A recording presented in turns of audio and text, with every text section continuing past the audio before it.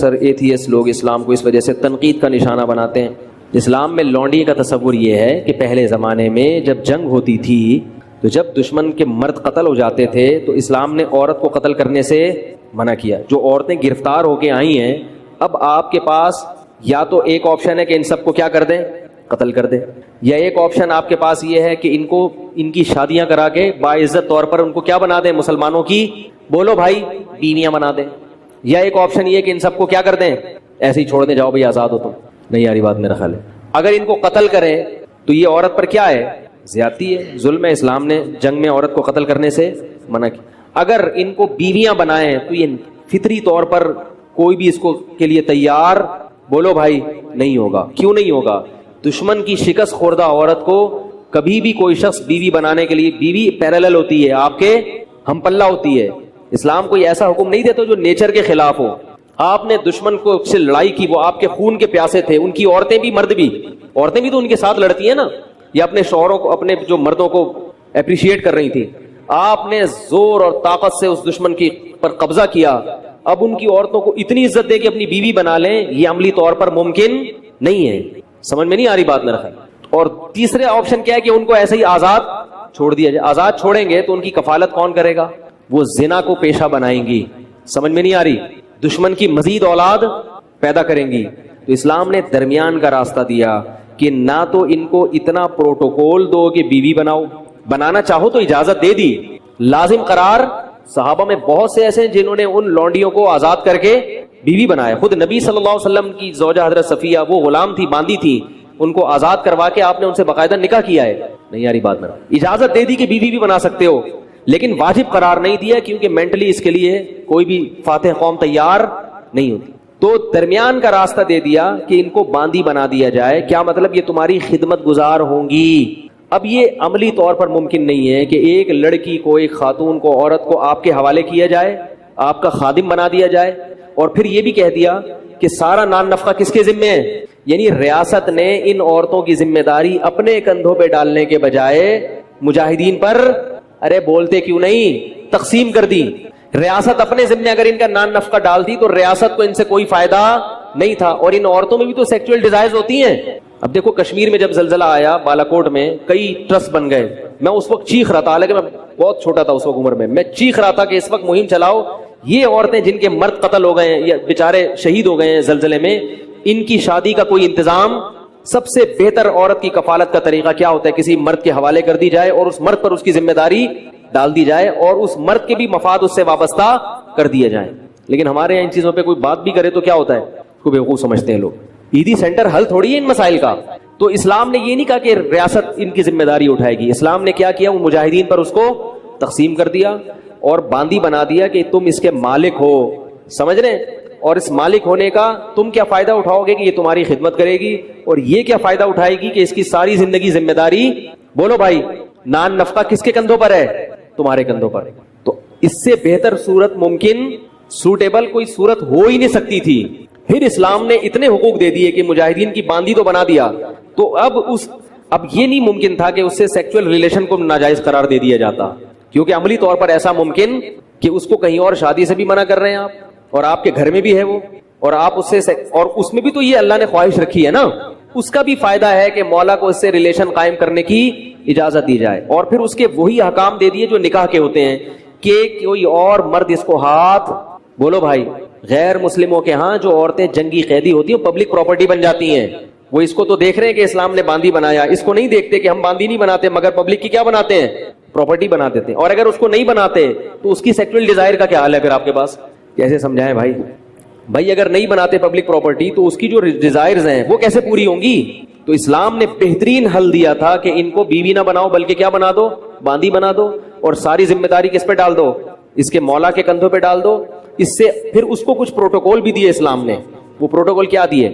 Number 1, قرآن نے کہا کہ قسم کھا کے اگر توڑ دے تو غلام یا باندی آزاد کرنی پڑے گی. اگر قسم کھا کے آپ نے توڑ دی, آپ کی ملکیت میں اگر باندی یا غلام ہے تو وہ آزاد کیے بغیر کفارہ ادا.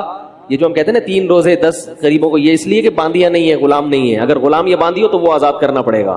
تو ان کی آزادی کا بھی اسلام نے کیا کر دیا, ارے بولو نا یار, بندوبست کیا کہ کسی بہانے سے ان کو کیا کیا جائے, آزاد کی. جب آزاد ہوگی تو وہ بھی احسان مانے گی کہ اس نے آزاد کر دیا, لہذا وہ مسلمانوں کی دشمن نہیں بنے گی, وہ احسان مانے گی. اور دوسرا پروٹوکول یہ دیا, اور کئی کفارے اس میں. زہار میں کفارہ کیا ہے کہ باندی کو آزاد کیا جائے. کسی کا غلطی سے قتل ہو گیا, اس کا کفارہ کیا ہے, باندی کو آزاد کیا جائے. اور پھر ویسے بھی کہہ دیا کہ اگر کسی نے ایک دفعہ بھی زبان سے کہہ دیا کہ باندی آزاد ہے تو یہ ریورس نہیں ہو سکتا. مذاق میں کہہ دیا, نبی نے فرمایا مذاق میں کسی نے کہہ دیا, غصے میں کہہ دیا, جان کر کہہ دیا, لا طلاق ولا عتاق فی اغلاق, فرمایا طلاق بھی ہو جائے گی اور غلام بھی آزاد ہو جائے گا. طلاق میں تو رکھا 3 طلاقیں ہیں, اور غلام آزاد کرنے میں 1 دفعہ. طلاق میں 1 طلاق کے بعد رجوع کا حق ہے, 2 کے بعد بھی ہے. غلام اور باندی میں رجوع کا حق نہیں. آ رہی بات. تبھی غیر مسلموں میں جنہوں نے اسلام کا وسیع مطالعہ کیا ہے وہ کہتے ہیں اسلام نے غلامی کو ختم کیا ہے, اسلام نے غلامی کو پروموٹ. اس زمانے میں سب غلام بنائے کرتے تھے, اسلام واحد مذہب ہے جس نے غلامی سے آہستہ آہستہ انسانیت کو آزاد کیا ہے. ایسے قوانین بنا دیے. اور پھر ایک پروٹوکول باندی کو یہ دیا کہ اگر مولا کی اس سے اولاد ہو گئی تو اب اس باندی کو فروخت نہیں کیا جا سکتا, مولا کے مرنے کے بعد یہ باندی بولو بھائی آزاد ہو جائے گی. نہیں یاری بات میں, اگر اس سے اولاد ہو گئی آپ کے تو اب یہ باندی بالآخر آزاد ہو جائے گی. یہ پروٹوکول دے دیا اس کو. اور ایک عقد مکاتبت کی ترغیب دے دی قرآن نے کہ غلام یا باندی سے یہ عقد کیا جائے گا کہ اگر تم نے اتنے پیسے کما کے مجھے دے دیے تو تم کیا ہو, آزاد ہو. اور پھر حکم دیا مسلمانوں کو کہ جو غلام اپنے مولا کے ساتھ یہ ایگریمنٹ کر لے اس کے ساتھ کیا کرو, تعاون کرو. اس کو زکوٰۃ کا پیسہ بھی دیا جائے گا, اس کے ساتھ تعاون کیا جائے گا تاکہ یہ مولا کو اتنے پیسے دے کے اپنی کیا کرے. نہیں یاری بات میرا خیال ہے جان چھڑائے. صحیح ہے. یہ پروٹوکول غیر مسلموں کے ہاں نہیں ہے.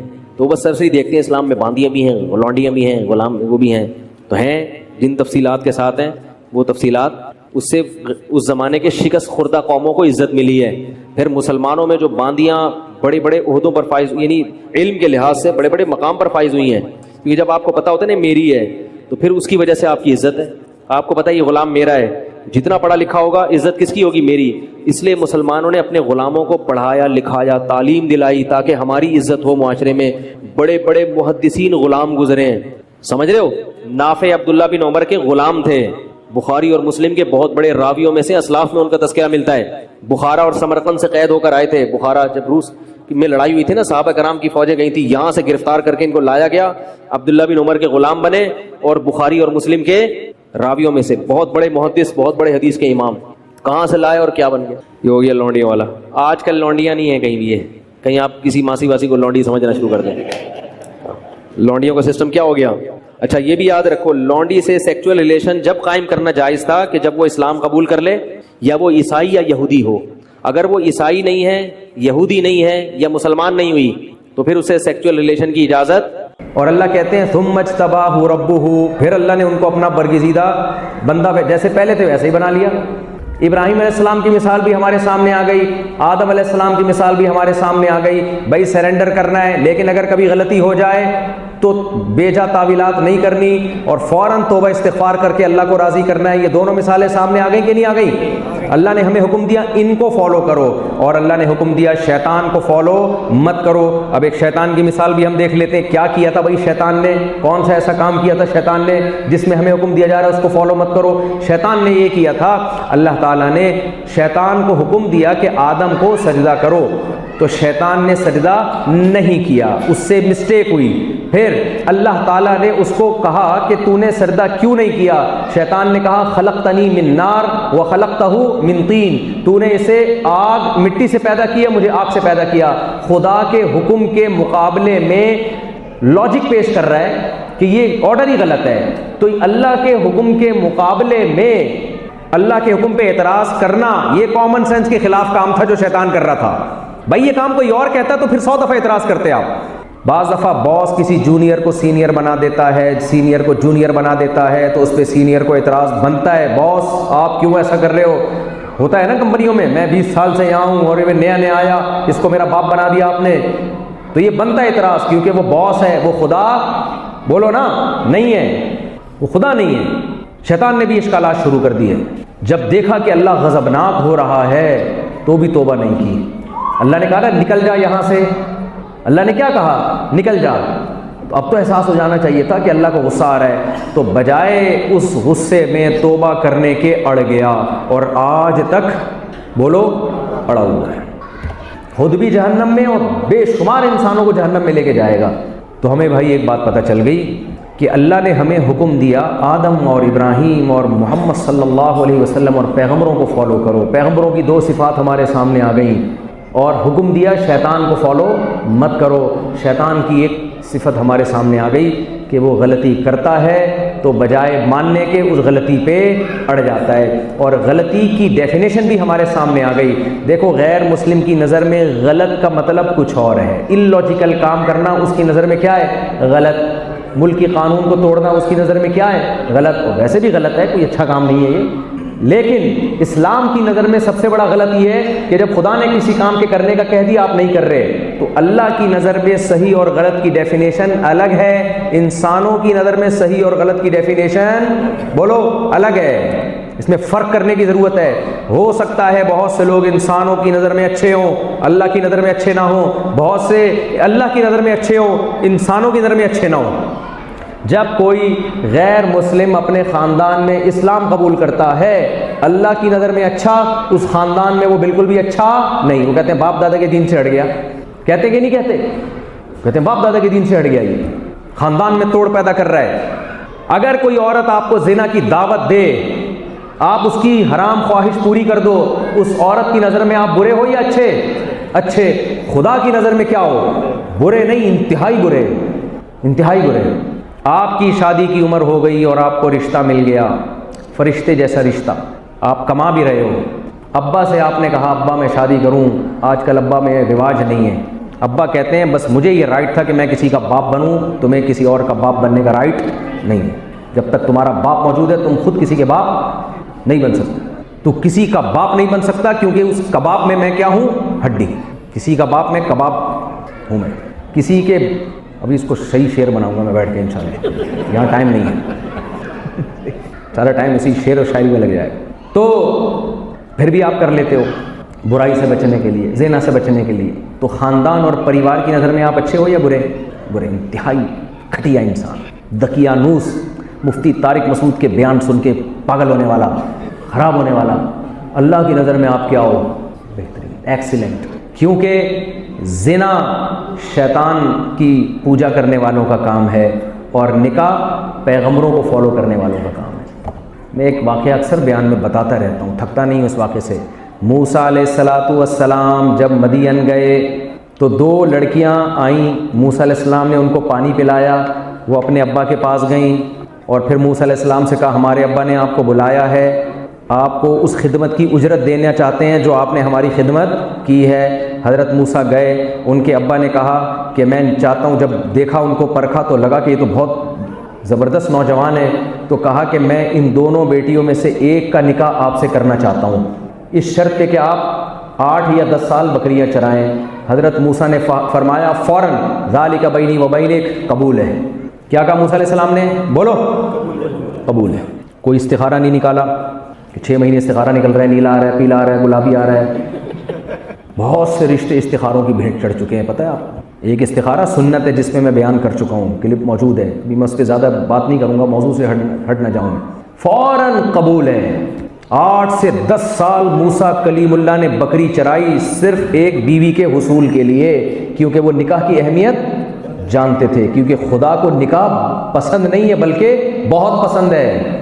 دوسری طرف یوسف علیہ السلام اجنبی ملک میں عزیز مصر کی بیوی، شاہی محل میں رہنے والی انتہائی خوبصورت عورت بند کمرے میں آپ کو زنا کی دعوت دیتی ہے، کوئی دیکھنے والا نہیں، بدنامی کا خوف زنا کرنے میں نہیں ہے، زنا سے بچنے میں ہے، جیل جانے کا خوف زنا کرنے میں نہیں ہے، زنا سے بچنے میں خطرہ ہے کہ جیل چلے جائیں گے، اور چلے بھی گئے، لیکن زنا کے قریب بھی نہیں پھٹکے، دروازے بند ہیں پھر بھی دروازوں کی طرف بھاگ رہے ہیں کہ بچاؤ اپنے آپ کو۔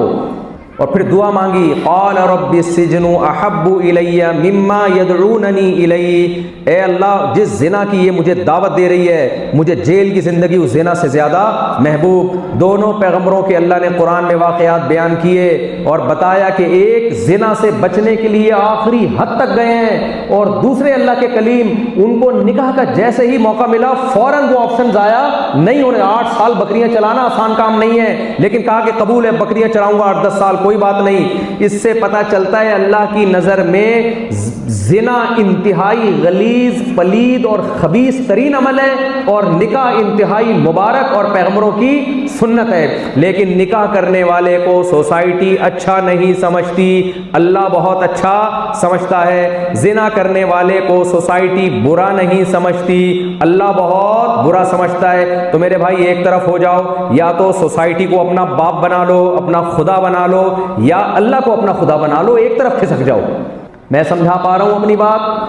ایک طرف ہو جاؤ، یا تو ادھر ہو جاؤ یا ادھر ہو جاؤ، بھائی بیچ میں لٹکے ہوئے ہو۔ آج جو مسلمان ہے نا، نہ ادھر کا ہے نہ ادھر کا، آدھی چیزیں غیر مسلموں کی فالو کر رہا ہے۔ بقرعید میں یہ مسلمان بنا ہوا ہوتا ہے، ختنے کرا کے اپنے آپ کو جنت الفردوس کا مستحق قرار دیتا ہے بھائی۔ ختنے، آج بچی کی ختنے، اس کی دعوت، ختنے کی کیا دعوت ہے یار؟ ہمارے حضرت کے جو بڑے بھائی تھے بڑے مزاح کیا کرتے تھے، تو ایک شخص ان کے پاس آیا اور کہنے لگا حضرت فلاں نے ختنے کی دعوت کی ہے، مجھے بلایا نہیں۔ تو انہوں نے کہا اتنی سی بوٹی تھی، کس کس کو کھلاتا بھائی؟ کس کس کو کھلاتا خدا کے؟ صحیح ریکارڈ لگایا اس کا کہ نہیں بلایا تو نہیں بلایا، چھوڑ دے۔ تو یہ والا ہمارا اسلام ہے، کھانے پینے پہ زور، کھانے پینے پہ۔ تو میں وہ کامن سینس کی بات کو مکمل کر لوں میرے بھائی، اسلام کامن سینس کے خلاف بات نہیں کرتا۔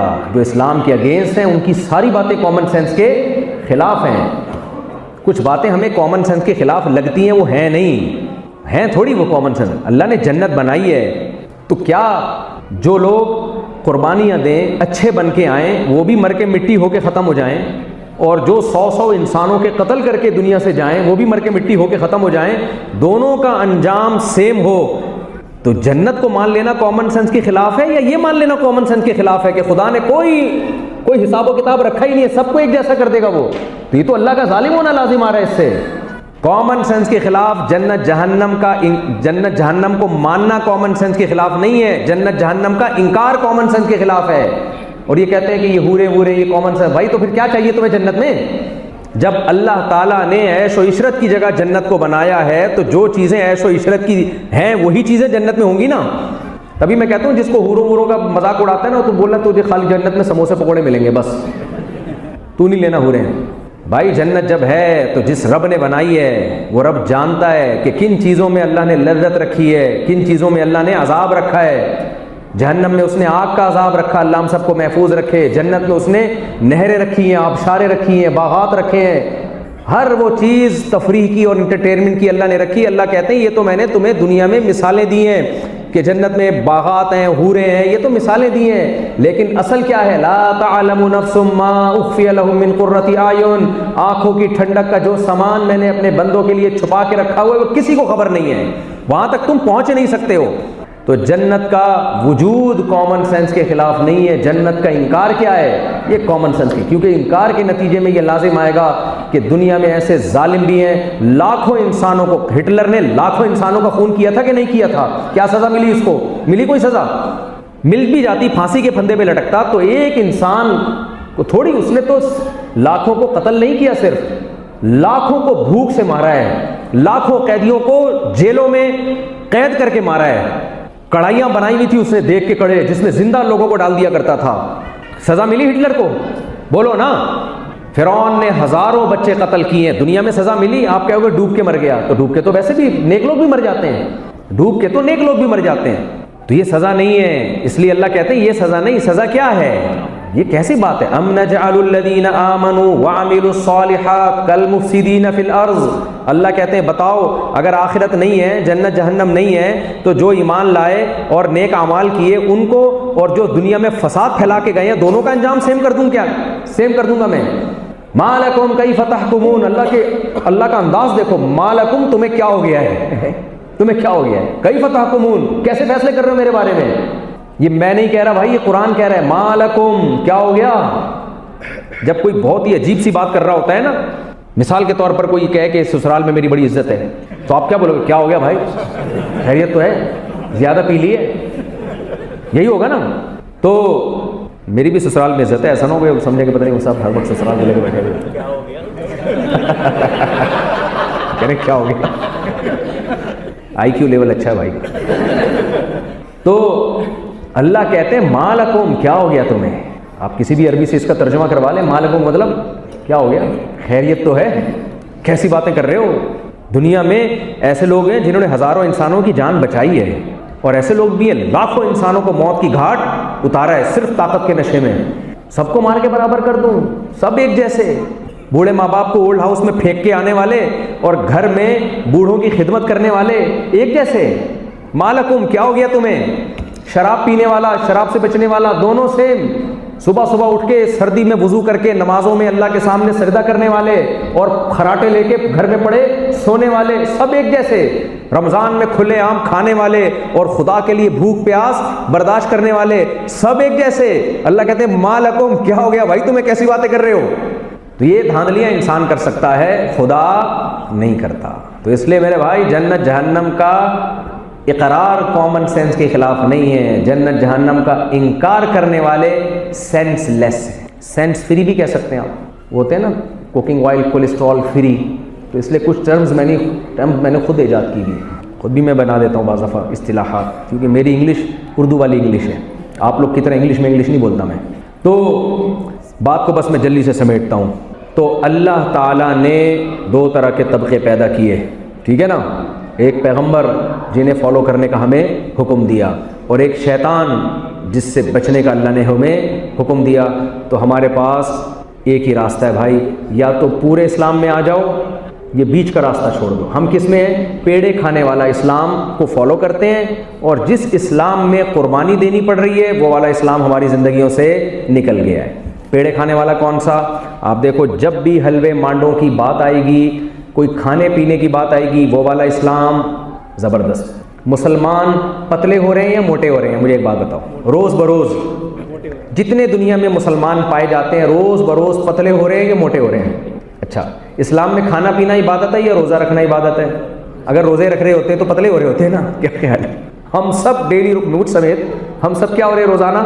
آج میں نے بھی 3 لڈو کھائے، لڈو میں کھاتا نہیں ہوں لیکن بس کیا کروں یار، تو کھا لیے بس، اللہ معاف فرمائے۔ لیکن میں نے کھا کے اس کو فضیلت کے طور پہ بیان نہیں کیا کہ میٹھا کھانا سنت ہے اور کھانے کے بعد میٹھا کیا ہے الگ سے سنت ہے، یہ میں نے شو کے لیے نہیں بیان کیا۔ شرمندہ ہوں آپ کے سامنے، جن میں 2 گلاب جامن تھے اور 1 رسگلہ تھا، بہت شرمندہ ہوں، مجھے خود شرم آ رہی ہے ایسی باتیں کرتے ہوئے۔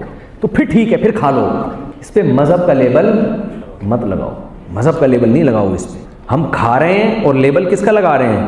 مذہب کا۔ حلیم کی دیگیں الگ، ربیع الاول میں آگے حلوے مانڈے الگ، کوئی مر جائے اس کے تیجے 40ویں کے نام پہ کھانے پینے بولو الگ، کھائے جا رہے ہیں۔ ہم فراق یار میں گھل گھل کے ہاتھی ہو گئے۔ دیکھو یار کا فراق، دوست کی جدائی کو کہتے ہیں نا یار کا فراق، تو اس میں گھل گھل کے دبلا ہونا چاہیے نا۔ محبوب کی یاد میں، محبوب کے عشق میں انسان موٹا ہوتا ہے یا دبلا ہوتا ہے؟ بھائی عاشق کا تو وزن روز بروز کم ہو رہا ہوتا ہے نا، لیکن ایک عجیب و غریب عاشق ہے جو یار کی جدائی میں گھل گھل کے دبلے ہونے کے بجائے کیا ہو رہا ہے؟ موٹا ہو رہا ہے۔ شاعر کہتا ہے اتنے گھلے رستم کے ساتھی ہو گئے۔ میں بار بار ایک بات بیان کرتا ہوں جب بھی میں موٹاپے کا تذکرہ کرتا ہوں، دیر آر 2 ٹائپس آف موٹاپا۔ ایک نیچرلی انسان کا جسم بھاری ہوتا ہے، وہ کوئی عیب نہیں ہے، صحابہ میں بھی بعض بہت بھاری جسم کے تھے، محدثین میں بعض بہت بھاری جسم کے تھے، میں نے اپنے بزرگوں میں بعض بہت بھاری جسم کے دیکھے، کھاتے صرف ایک ٹائم۔ حاجی عبد الوہاب صاحب رحمہ اللہ تعالیٰ کا نام سنا ہے نا، دبلے تھے یا بھاری جسم کے تھے؟ بہت بھاری، لیکن بہت کم خوراک تھی آپ کی، بہت کم خوراک۔ یہ موٹاپا برا نہیں ہے، یہ تو قدرت کی طرف سے، کسی کو اللہ نے دبلا بنایا، کسی کو موٹا بنایا، کسی کو گورا بنایا، کسی کو سیاہ بنایا، یہ کس کی دین ہے؟ کوئی چھوٹے قد کا، کوئی بڑے قد کا، کوئی بیمار، کوئی صحت مند، یہ کس کی طرف سے ہے بھائی؟ یہ عیب نہیں ہے، تو اسٹرکچر ہے، ہر ایک کا الگ ہے۔ ایک موٹاپا وہ ہوتا ہے جو 2 گلاب جامن اور 1 رسگلہ کھانے سے پیدا ہوتا ہے، سمجھ میں آ رہی ہے بات؟ ہے جی. اور میرے پاس اسپیس نہیں ہے, مولانا شہریار کو میں ساتھ لے کے جاتا ہوں. ویسے میں مٹھائی نہیں کھاتا, یہ آج اتفاق سے کھا لی ہے میں نہیں کھاتا الحمدللہ. تو جزاک اللہ جی, بڑی نوازش. آپ پہلے آدمی ہیں جنہوں نے میرے فن کی تعریف کی ہے. انہوں نے 2 گلاب جامن اور رسگلے کی تعریف کی ہے, یہ فن ہے. خیر, تو کھاؤ بھائی, کس نے منع کیا ہے؟ کھانے پینے پہ مذہب کا لیبل مت لگاؤ. مذہب میں روزہ ہے, مذہب میں کیا ہے؟ روزہ. مذہب کہتا ہے پیٹ کے 3 حصے کرو. نبی صلی اللہ علیہ وسلم کی صحیح حدیث ہے, 1 حصہ کھانے کے لیے, 1 سانس لینے کے لیے, 1 پانی کے لیے. ایک بدعتی مولوی صاحب تھے, میرا مقصد کسی مسلک کی برائی نہیں ہے, بدعتی ہر فرقے میں ہوتے ہیں, دیوبندیوں میں بھی ہوتے ہیں, بریلویوں میں بھی ہوتے ہیں, اہل حدیث میں بھی ہوتے ہیں. کوئی مسلک بازی کرنے کے لیے نہیں آیا بھائی میں یہاں پہ. ہر فرقے میں ہر طرح کے لوگ ہوتے ہیں. تو وہ مولانا صاحب تھے, وہ کھاتے پیتے بہت تھے, تو انتقال ہو گیا ان کا. تو جب انتقال ہوا تو ان کے انتقال کے بعد نا کسی اور کا گاؤں میں انتقال ہوا, تو بلایا بچوں کو, مولوی صاحب کے بچوں کو تیجے پہ نا, کہ آؤ کھانا کھا لو. کہ مولوی صاحب تو چلے گئے, اب تم آ کے کھاؤ. تو بچوں کی ماں نے بولا, دیکھو بیٹا, اتنا کھانا کہ تمہارے باپ کی روح کو خوشی ہو, جتنا تمہارا باپ کھایا کرتا تھا نا, ایسا نہ ہو کہ تھوڑا کھانا, اس سے تمہارا باپ کی روح تڑپے گی قبر میں, طبیعت سے ٹھوک کے آنا. تو بچے بھی ظاہر ہے اس کے تھے, بچے مولانا کے جو کھا کے مرے تھے. تو اب بچے ٹھوسے جا رہے ہیں, اتنا کھا لیا کہ اب 2 بندوں کے سہارے پہ چل کے گھر آ رہے ہیں. جیسے ہی گھر پہنچے, ماں نے ایک چماٹ لگایا, بغیر تو تمہارا باپ جب کھاتا تھا اسٹریچر پہ ڈال کے لایا جاتا تھا اس کو, اور تم کیسے آ رہے ہو, چل کے آ رہے. تو ہماری سب کی یہی کنڈیشن ہے میرے بھائی, کھانے پینے پہ مذہب کا لیبل مت لگاؤ. مذہب میں روزہ ہے. اتنا کھا لیتے ہیں, سانس ہی نہیں آ رہا ہوتا. ایک آدمی نے اتنا کھایا, بدہضمی ہوئی, حکیم صاحب کے پاس گیا کہ بہت کھا لیا. حکیم نے کہا یہ گولی کھا لے. اس نے کہا گولی کی جگہ ہوتی تو ایک نوالا اور کھا لیتا میں, کوئی اور حل بتا. تو کھانا کھاؤ آپ بھائی, اگر حلال کھا رہے ہو, کوئی حرام نہیں ہے, کھا لو, لیکن اس پہ مذہب کا لیبل, مذہب میں روزہ ہے. نبی صلی اللہ علیہ وسلم کی سنت کھانا نہیں ہے, فاقے ہیں. نبی صلی اللہ علیہ وسلم نے فرمایا, طعام الواحد یکفی الاثنین, ایک آدمی کا کھانا 2 آدمیوں کے لیے کافی ہے. فرمایا میدے کے 3 حصے کرو. بہت ساری حدیثیں اس پہ, میں اس پہ بولنا شروع کروں گا, آپ کہو گے ٹینشن میں ڈال کے چلے گئے مفتی صاحب. تو بھائی, تو خلاصہ یہ نکلا کہ ہمیں فالو کرنا ہے پیغمبروں کو. پیغمبروں کی سیرت پڑھیں, کیسی حیا تھی ان کے اندر, کیسی سخاوت تھی. ابراہیم علیہ السلام کی سخاوت ایسی تھی کہ کبھی اکیلے کھانا نہیں کھاتے تھے ابراہیم علیہ السلام. آپ نے واقعہ پڑھا ہوگا نا, ابراہیم علیہ السلام کے گھر جب فرشتے آئے مہمان بن کے انسانوں کی شکل میں, تو قرآن نے جگہ جگہ اس واقعے کو ہائی لائٹ کیا. فما لبث ان جاء بعجل حنیذ, ابھی ٹھہرے ہی نہیں کہ بچڑا لا کے رکھ دیا. جب دیکھا کہ یہ کھا ہی نہیں رہے ہیں, تو ابراہیم علیہ السلام پریشان ہوئے کہ یہ کون لوگ ہیں بھائی. یہ تو پھر بتایا کہ ہم فرشتے ہیں. حالانکہ جب مہمان آ کے بیٹھتا ہے, پہلے اس کا تعارف ہوتا ہے, کون ہے, کہاں سے آئے ہیں. ابراہیم علیہ السلام نے بولا کہ دور سے آئے ہیں, تعارف بعد میں, کھانا پہلے. اس سے پتہ چلا پیغمبر سخی ہوتے ہیں. ہمارے یہاں ایک واقعہ ہوا تھا, بس واقعہ سنا کے بیان ختم کرتا ہوں. ایک صاحب کہتے ہیں میں اپنے کسی ریلیٹیو کے گھر گیا, تو عشاء کا ٹائم تھا. انہوں نے بولا کہ بیٹا تم نے کھانا کھایا؟ کہہ رہا مجھے بڑی خوشی ہو گئی. میں نے کہا یار چلو کھانے کے ٹائم پہ چاچو نے کھانے کا پوچھ لیا. کہتے ہیں میں نے کہا نہیں کھایا. کہتے اوہو, کھایا ہوتا نا تو چائے پلاتا تمہیں میں. کھانے سے بھی گئے اور چائے سے بھی. یہ بھی ایک سخاوت ہے. تو پیغمبر حیا والے ہوتے ہیں, پیغمبروں میں سخاوت ہوتی ہے. نبی صلی اللہ علیہ وسلم نے پیغمبروں کی 10 خصلتیں حدیث میں بیان کی ہیں. آپ صلی اللہ علیہ وسلم نے فرمایا کہ پیغمبر جسم کے غیر ضروری بال صاف رکھتے ہیں. نتف العانہ, بغلوں کو صاف کرنا, زیر ناف بال صاف کرنا. پیغمبروں کی فطرت ہے مونچھیں کم رکھنا, داڑھی بولو شاباش بڑھانا. داڑھی کاٹنا پیغمبروں کی سنت نہیں ہے, داڑھی بڑھانا. آج یہودیوں سے عبرت حاصل کرو, وہ موسیٰ کلیم اللہ کی سنت پر عمل کر رہے ہیں, اور ہم محمد صلی اللہ علیہ وسلم کی سنت پر عمل نہیں کر رہے. تو نبی نے فرمایا داڑھی بڑھانا پیغمبروں کی سنت. پھر آپ نے فرمایا نکاح کرنا پیغمبروں کی سنت. آپ نے فرمایا دانتوں کو صاف رکھنا کس کی سنت؟ بولو پیغمبروں کی سنت. پیغمبروں کے دانت بہت صاف ہوا کرتے تھے. ہمارے نبی کی طریقہ دیکھ لو, کھانے کے بعد خلال کر رہے ہیں, صبح اٹھتے ہی مسواک, سونے سے پہلے مسواک, وضو میں 5 دفعہ مسواک.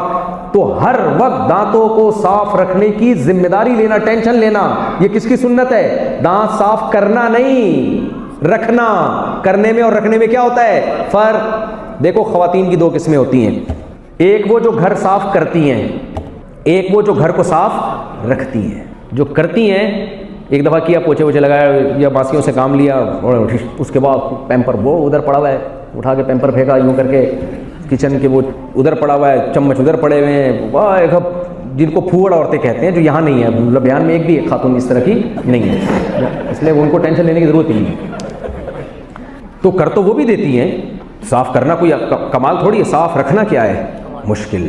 کچھ خاتون ایسی سلیقے والی, گھر جاؤ ہر وقت گھر شیشے کی طرح چمک رہا ہے, ہر وقت گھر شیشے کی طرح چمک رہا ہے. تو نبی کریم صلی اللہ علیہ وسلم کی سنت, اور نبی نے جو فرمایا پیغمبروں کی سنت دانت صاف کرنا نہیں ہے. یہ تو کافر بھی کر دیتے ہیں, دانت صاف رکھنا. ہمیں حدیث سے پتہ چلتا ہے آپ ہر وقت دانت صاف رکھتے تھے, ہر وقت, اور حلق تک مسواک کو لے کے جاتے تھے, گلا بھی صاف کرتے تھے مسواک سے, زبان پہ رگڑتے تھے مسواک کو. پھر آپ نے فرمایا خوشبو کا استعمال, یہ کس کی سنت ہے؟ بولو پیغمبروں کی. لیکن خوشبو سے مراد خوشبو ہے, میرے نہ لگایا کریں. بعض دفعہ لوگ ایسی چیز آگے لگا دیتے ہیں پھیپھڑے تک, گھٹنوں تک اثر پہنچتا ہے اس کا. بھائی خوشبو, مجھے آرگینک خوشبوئیں پسند ہیں, آرگینک, دیسی, اچھی کوالٹی والی دیسی خوشبو. یہ جو الکوہلک خوشبوئیں دماغ خراب کرتی ہیں, میرا ساتھ یہی ہوتا ہے, مجھے بالکل پسند نہیں ہے. نیچرل جو خوشبو, چنبیلی, گلاب, یہ نیچرل خوشبوئیں ہیں. فطرت میں اللہ نے بھائی ہر حسن رکھا ہے. فطری جو نیچرل خوشبوئیں ہوتی ہیں نا, اول نظر میں اچھی نہیں لگتی وہ, لیکن وہ ہوتی اچھی ہیں. آہستہ آہستہ عادت پڑتی ہے ان کی, دماغ معطر ہوتا ہے. اور یہ جو آج کل مہنگے مہنگے اسپرے آ رہے ہیں نا الکوہلک, پہلی نظر میں بہت اچھے لگتے ہیں, لیکن آپ عادت ڈالو آپ کا سر میں درد کے علاوہ کچھ بھی حاصل نہیں ہوتا. تو ہر چیز, انڈا دیکھ لو نا, دیسی انڈے میں اور فارمی میں کتنا فرق ہے. دیسی کا ذائقہ ہی الگ ہے. دودھ دیکھ لو, جو ڈبے کے دودھ میں اور بھینسوں کا جو دودھ تم کراچی میں چھوڑ کے آئے ہو, وہ تھوڑی ملے گا تمہیں یہاں پہ. اس کے تو خوشبو ہی الگ ہوتی تھی بھائی, اتنی موٹی ملائی اس پہ. ہم تو چوری کر کے یہی کھاتے تھے. ابھی بھی میں گھر کی ملائی چوری کر کے کھاتا ہوں. جاتے ہی دودھ کو میں, جیسے میرے گھر والے سب چھپا رہے ہوتے ہیں دودھ, وہ کہتے ہیں بیڑا غرق کر دیتے ہو دودھ کا, کیونکہ جب دودھ کی ساری ملائی اتار لی تو بیڑا ہی غرق ہو گیا نا اس کا. تو میں کہتا ہوں میرے سامنے رکھو ہی نہیں دودھ. میرے سامنے اگر دودھ ہوا اور اس پہ ملائی نظر آئی, دنیا چھوڑ دوں گا, ملائی نہیں چھوڑوں گا. میں نے بولا ہوا ہے, سب گھروں میں اعلان کیا ہوا ہے, پہلے کھا لو یا جو مرضی کرنا ہے کرو, مجھے دودھ میں ملائی نظر آئی میں نہیں چھوڑوں گا. تو نیچرل میں اللہ نے کیا رکھی ہے, لذت رکھی ہے. تو خوشبو کا استعمال نبی صلی اللہ علیہ وسلم کی سنت ہے. نکاح نبی کریم صلی اللہ علیہ وسلم کی سنت ہے. آپ نے فرمایا حیا بھی پیغمبروں کی سنت ہے. حیا سمجھتے ہو؟ حیا, شرم مارکیٹ سے شارٹ ہو رہی ہے. بڑے چھوٹے کا ادب مارکیٹ سے کیا ہو رہا ہے, کوئی حیا نہیں ہے. بڑے سے کیسے بات کی جاتی ہے, کوئی تمیز ہوتی ہے, بڑا بھائی ہے, بڑی. اردو میں کتنے القاب آداب ہوا کرتے تھے پہلے, آپ کو یاد ہے شادی کارڈ چھپتا تھا نور چشمی ہیں, ہاں جناب کر کے بات ہوتی. چلو اتنا گاڑا ادب کی ضرورت نہیں ہے, تھوڑی سی تو تمیز ہوتی ہے نا. وہ تمیز مارکیٹ میں کیا ہو گئی. ابا بھی جمشید صاحب ہیں, وہ ابا تھوڑی ہیں. ابا بھی کیا ہیں, اب تو مجھے لگ رہا ہے ابا کا نام لینا شروع کر دیں گے. بھائی کو بھائی جان کہنا چھوڑ دیا, اس کا نام لے رہے ہیں. بڑی بہن کو آپ ہی کہنا, باجی کہنا چھوڑ دیا, نام لے رہے ہو. یہ نہیں ہے میرے بھائی. تو بہت سارے حکام ہیں, ایک طرف ہو جاؤ تو پھر انشاءاللہ ان حکام کو سمجھنے میں آسانی ہوگی. ہم نے فالو صرف پیغمبروں کو کرنا ہے, اور پیغمبروں کی سیرت پڑھو, انہی کو فالو کرو, انہی سے محبت کرو, وہی ہمارے ہیرو ہیں. اپنے بچوں کو بھی بتاؤ کہ وہ ہمارے ہیرو ہیں, صحابہ ہمارے ہیرو ہیں, تاکہ ہمیں پتہ تو چلے ہم نے کس ٹریک پر چلنا ہے. اللہ تعالی ہم سب کو سمجھنے کی اور عمل کرنے کی توفیق عطا فرمائے. وما علینا الا البلاغ. جزاک اللہ. کوئی سوال پوچھنا ہو پوچھ سکتے ہیں. جزاک اللہ. جی پوچھیں. اچھا ماشاءاللہ, جامعۃ الرشید کلیۃ الشریعہ, ویری گڈ. کس سال فارغ ہوئے؟ اچھا ماشاءاللہ, زبردست زبردست. اچھا ماشاءاللہ, چھوٹے بھائی ہیں بڑے بھائی ہیں؟ تو تمیز سے بات کیا تھا ماشاءاللہ. ہاں بالکل, آ جاؤ. چلے ٹھیک. اور کوئی سوال بھائی؟ جی بھائی پوچھیں.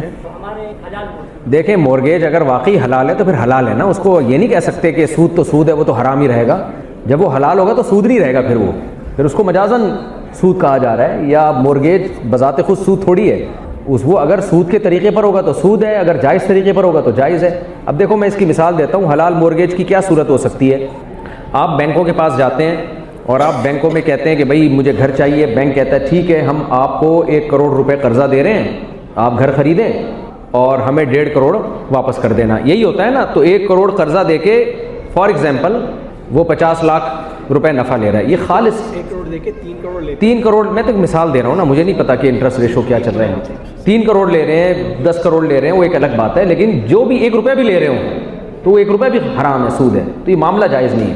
لیکن یہ معاملہ شریعت میں جائز ہو سکتا ہے کہ آپ کسی شخص کے پاس گئے کہ مجھے جو ہے وہ گھر چاہیے, تو وہ شخص کہتا ہے میں آپ کو قرضہ نہیں دیتا, میں گھر خریدوں گا 1 کروڑ کا, اپنے قبضے میں لوں گا اور آپ کو میں 3 کروڑ کا بیچ دوں گا 20 سال کی قسطوں پہ. بالکل حلال ہے, یہ جائز ہے بالکل, اس میں کوئی حرج نہیں ہے. یاد رکھیں ایک چیز سمجھیں, آج کل کے کچھ اسکالرس ٹیلی ویژن پہ آ کے نا نوجوانوں کا ذہن خراب کر رہے ہیں، ان کے پاس نالج نہیں ہے، وہ کہتے ہیں کان ادھر سے پکڑو ادھر سے پکڑو، ایک ہی بات ہے۔ دیکھو بعض احکام شریعت کے ایسے ہیں جن میں شریعت نتیجے کو دیکھتی ہے، طریقے کو نہیں دیکھتی۔ طریقہ جو بھی اختیار کرو گے وہ کام حرام ہوگا، کیونکہ نتیجہ کیا نکل رہا ہے؟ غلط۔ بعض کام ایسے ہیں جن میں شریعت طریقے کو دیکھتی ہے، نتیجے کو نہیں دیکھتی۔ میں ایک مثال دیتا ہوں، آپ کسی عورت سے نکاح کرتے ہو اور پھر اس کے قریب جاتے ہو، اور بغیر نکاح کے اس کے قریب جاتے ہو، نتیجہ سیم ہے یا نہیں ہے؟ لیکن طریقہ دونوں میں کیا ہے؟ ایک میں ایجاب و قبول کیا، 2 گواہوں کی موجودگی میں نکاح کیا، اور ایک میں طریقہ شریعت کا بتایا ہوا اختیار نہیں کیا۔ رزلٹ تو سیم نکل رہا ہے، لیکن ایک حلال ہے اور ایک کیا ہے؟ حرام ہے۔ تو سود کے احکام میں شریعت نتیجے کو نہیں دیکھتی ہے کہ رزلٹ کیا نکل رہا ہے، طریقے کو دیکھ رہی ہے کہ اس طریقے تک پہنچنے کے لیے، اس نتیجے تک پہنچنے کے لیے تم نے طریقہ کون سا استعمال کیا ہے۔ تو اگر ایک شخص 1 کروڑ پہ 3 کروڑ کما رہا ہے تو طریقہ دیکھا جائے گا، غلط طریقے سے کما رہا ہے حرام، صحیح طریقے سے کما رہا ہے بالکل حلال ہے۔ غلط طریقہ کیا ہے؟ 1 کروڑ قرضہ دے کے 3 کروڑ لو اس سے، یہ حرام ہے۔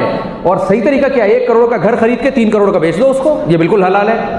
تو اگر حلال مورگیج میں اس طرح کا کوئی سیٹ اپ ہے تو حلال ہے وہ، اس میں یہ نہیں دیکھا جائے گا کہاں ادھر سے پکڑو ادھر سے۔ یہ آج کل کے اسکالر آ رہے ہیں علم میں بالکل زیرو ہیں، فارغ ہیں، تو وہ اس طرح کی باتیں کر رہے ہوتے ہیں۔ جی بھائی، تکافل پہ ہمیں اطمینان نہیں ہے، بنایا ہے ہم نے، تحریر ہے میری اس تکافل پہ، لیکن بہرحال یہ جو مروجہ انشورنس ہے اس سے تو پھر بھی بہتر ہے۔ وہ ذرا کافی دیر سے انکل جو ہے نا پوچھنے کی کوشش کرنا، اچھا کبھی خوشبو لگا کے چھاؤں میں آئے۔ جی کس کے بارے میں؟ Credit card. دیکھو کریڈٹ کارڈ میں 2 چیزیں ہوتی ہیں، 2 برائیاں ہیں۔ ایک تو یہ کہ پینلٹی لگتی ہے، سود دیتے ہیں آپ۔ دوسری برائی یہ ہے کہ سود چلو نہیں بھی دے رہے، لیکن ایگریمنٹ کیا ہو رہا ہے؟ سودی ایگریمنٹ ہو رہا ہے۔ تو سود دینا تو بہرحال کسی صورت میں بھی جائز نہیں ہے، لیکن سودی ایگریمنٹ اگر مجبوری میں کرنا پڑ رہا ہے، مجبوری کا مطلب کیا ہے؟ بعض چیزیں ایسی ہیں جو کریڈٹ کارڈ کے بغیر آپ وہ چیزیں جنرل اسٹور سے خرید ہی نہیں سکتے، یا جیسے کراچی میں آپ پیسے ڈال کے جا نہیں سکتے، کوئی چور لے گیا، تو جہاں شرعی مجبوری ہوگی وہاں آپ کریڈٹ کارڈ کا استعمال کر سکتے ہیں، اس شرط کے ساتھ کہ سود لگنے سے پہلے آپ پیسے جمع کرا دیں۔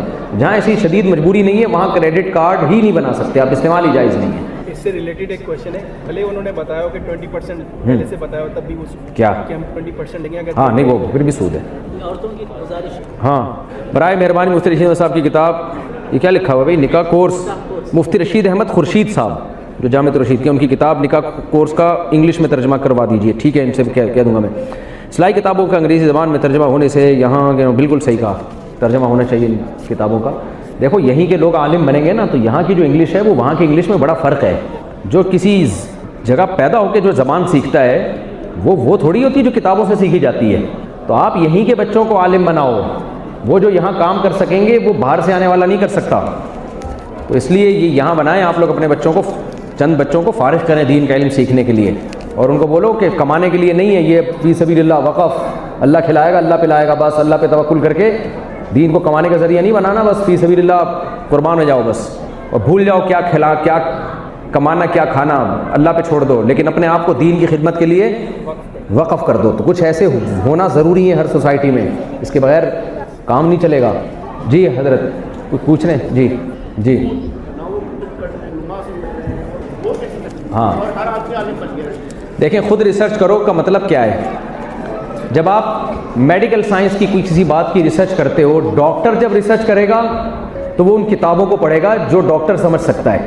عامی آدمی جب ریسرچ کرے گا تو وہ ڈاکٹروں سے رابطہ کرے گا، 1 ڈاکٹر نہیں، 2 نہیں، 3 4 سے رابطہ کرے گا۔ تو جو جس کی فیلڈ ہوتی ہے نا، تبھی قرآن نے کہا فَاسْأَلُوا أَهْلَ الذِّكْرِ إِن كُنتُمْ لَا تَعْلَمُونَ، تمہیں علم نہیں ہے تو اصحاب علم سے پوچھو۔ تو قرآن نے عامی آدمی کو جو ریسرچ کرنے کا طریقہ بتایا وہ اصحاب علم سے رابطہ کرنا ہے۔ تو اس لیے علماء کو بیچ سے ہٹا کے ریسرچ ویسرچ نہیں ہو سکتی ہے، بیکار کی باتیں ہیں، گمراہی پھیلے گی اس سے، اور کچھ بھی نہیں ہے۔ نہیں، عام موضوع پہ بسا جائز نہیں ہمارے نزدیک، نہیں غلط ہے۔ قرآن نے پاؤں دھونے کا حکم دیا ہے، اور حدیث میں خفین پر مسح کا تذکرہ ہے، اور جو جوربین کا ہے وہ بھی بمانہ خفین ہے، کیونکہ صحابہ کرام کے دور میں جن موزوں پہ مسح کیا جاتا تھا وہ جوتوں کا آلٹرنیٹ تھے، وہ جوتوں کے بجائے استعمال ہوتے تھے، تو جوتے جیسے ہوتے تھے وہ۔ یہ بہت بڑی دلیل ہے کہ وہ موزہ ضروری ہے جو جوتوں کا آلٹرنیٹ ہو۔ اس لیے تمام چاروں فقہا نے، امام حنیفہ، امام مالک، امام شافعی، امام احمد نے کچھ نہ کچھ شرطیں لگائی ہیں. علی الاطلاق کسی نے بھی نہیں کہا کہ جو بھی اٹھا کے موزہ پہن لیا اس پہ مسح جائز ہے. وجہ اس کی یہ تھی کہ وہی موزوں پہ مسح جائز ہوگا جو نبی کے دور میں موزے ہوتے تھے یا اس جیسے ہوتے تھے. اور اس جیسے میں سب سے بڑی شرط کیا ہے؟ جوتوں کا آلٹرنیٹ. آج کل یہ موزے جوتوں کا آلٹرنیٹ تھوڑی ہیں تو پہن کے ایسے جیسے ننگے پاؤں جا رہے ہو آپ. بس یہ غلط ٹرینڈ ہے، اس کو ختم کریں، محبت سے سمجھائیں، دلائل سے بات کریں. ٹھنڈ ہو گئی ہے تو ٹھنڈ ہو نہیں گئی ہے، ٹھنڈ پہ گئی ہے. اتنی ٹھنڈ ہے اور باہر نکلو تو پتہ چلتا ہے کہ یہ نہیں تو وہ والے موزے پہنو نا، لیدر کے موزے پہنے. آج کل ایک اور موزے آ رہے ہیں ان پہ بھی مسح جائز ہے، ایک خاص قسم کے، وہ پہنے. لیکن یہ کہ آپ نے یہ عام ساکس چڑھا دیے، اس میں تو پانی، یہ تو آرام سے دھل جاتے ہیں پورے نلکے کے نیچے. غلط ہے، بالکل غلط ہے. عبداللہ ابن مسعود رضی اللہ تعالی عنہ کی صحیح بخاری کی حدیث ہے. عبداللہ بن مسعود نبی کے سفر حضر کے ساتھی ہیں، ہمیشہ نبی کے ساتھ ہوتے تھے. اور صحابہ کہتے ہیں ہمیں ایسا لگتا تھا جیسے آپ نبی کے گھر والے ہیں، اہل بیت میں سے ہیں. وہ کہتے ہیں نبی صلی اللہ علیہ وسلم نے کبھی بھی 2 نمازیں اکٹھی نہیں پڑھی ہیں. دوسری حدیثوں میں آتا ہے اکٹھی پڑھی ہیں، اور عبداللہ بن مسعود کہہ رہے ہیں نہیں پڑھی ہیں. تو دونوں حدیثوں کا مطلب کیا ہے؟ اس طرح سے اکٹھی نہیں پڑھی ہیں کہ ظہر کے وقت میں ہی عصر پڑھ لی یا عشاء کے وقت میں ہی، عشاء کے وقت میں لے جا کے مغرب پڑھی. اکٹھی کا مطلب یہ ہے کہ ظہر کو ڈیلے کیا، عصر کے قریب لے گئے، یعنی ظہر آخری وقت میں اور جیسے ہی عصر کا وقت داخل ہوا عصر. اس کو کہتے ہیں صورتاً جمع کرنا. اور بخاری کی حدیث سے یہ بات ثابت ہے کہ مغرب کو عشاء کے قریب لے کر گئے صحابی رسول، اور عشاء کو مقدم کیا، یعنی مغرب پڑھ کے تلبث یسیرا، تھوڑی دیر ٹھہرے اور عشاء کا وقت داخل ہو فوراً عشاء پڑھ لی. اس طرح سے جمع کی جائے گی، وہ بھی ضرورت کے وقت. جی جناب. مشین کا حلال ہے؟ مشین کا نہیں، مشین کا ذبیحہ حلال نہیں ہے. انسان جب تک ہینڈ سلاٹر نہیں ہوگا اور اللہ کا نام نہیں لیا جائے گا اس پہ، اس وقت تک جانور حلال نہیں ہوگا. دیکھو آج کل کے اسکالر آ رہے ہیں، بالکل سب چیزوں کو انہوں نے حلال کر دیا. ایک اسکالر ہے، ان کی تصویر آئی تھی یوں کر کے بیٹھے ہوئے، تو نیچے کسی نے لکھا ہوتا ہے پریشان ہے 2-4 چیزیں حرام رہ گئی ہیں، ان کو کس طریقے سے حلال کروں. تو اللہ نے قرآن میں حکم دیا ہے بھائی کہ اس جانور کو تمہیں کھانے کی اجازت نہیں ہے جس پہ اللہ کا نام نہ لیا جائے. تو مشین تھوڑی لے گی اللہ کا نام، جو ذبح کر رہا ہے وہ اللہ کا نام لے، وہ اللہ کا نام لے. اچھی بات ہے، حفظ کرانا چاہیے ماشاءاللہ. لیکن بچہ اگر حافظہ اچھا ہو اس کا، اگر حافظہ نہیں ہو تو پھر وہ بچے کی ٹائم بہت زیادہ ضائع ہو جاتا ہے. چلے میرا خیال ہے کافی ہو گیا. سبحانک اللہم و بحمدک، نشہد ان لا الہ الا انت، نستغفرک و نتوب الیک.